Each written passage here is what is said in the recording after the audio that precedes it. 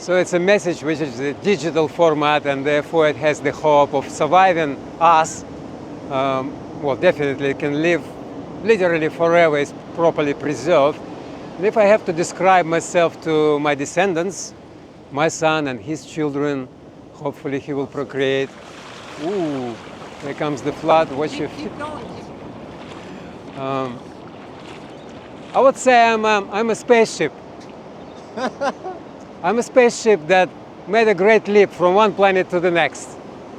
You know, I'm that bridge that left the origin planet and made a great giant leap to another planet and planted something there, you know, planted new life, which is hopefully taken on and become something. If not, well, there's nobody there to cry. I'll be gone and all the tears will be gone too. But if I have to describe myself, I'm primarily a dreamer because I always extol the virtue of imagination, so to speak. For me, the external quality of life amounts to less, much less, compared to the internal quality.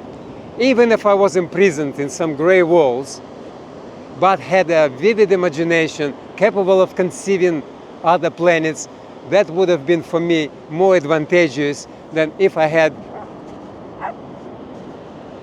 dull mind and lived in some mansion and got all kind of riches possible.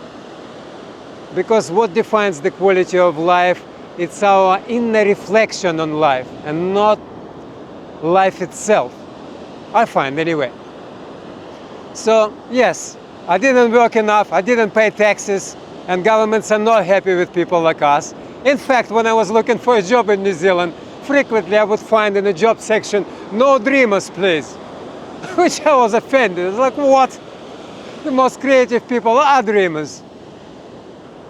And lucky I found this land of dreamers, you know. Here, people appreciate the quality of dreaming, right? If somebody has got conception, that's already a valuable member of society. He can conceive, not just in my gonads, I can conceive in my, in my being of other lives.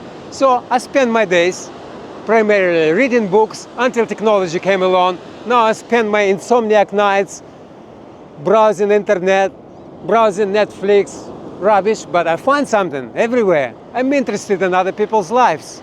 During the day, I go to cafes, which are like a little bit populated by other interesting folks.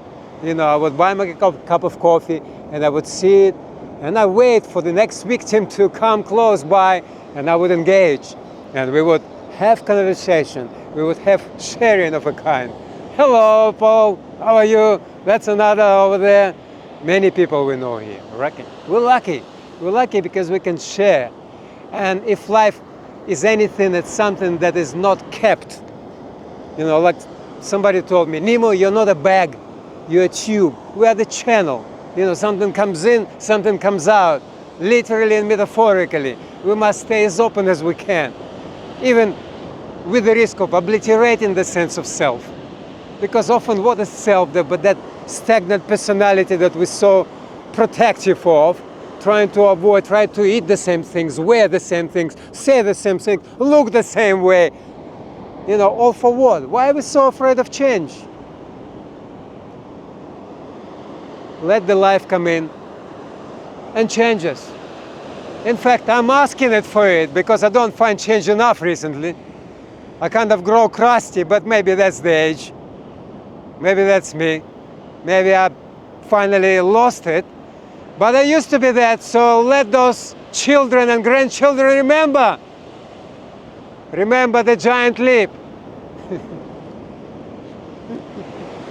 I'm going now, in a big ocean.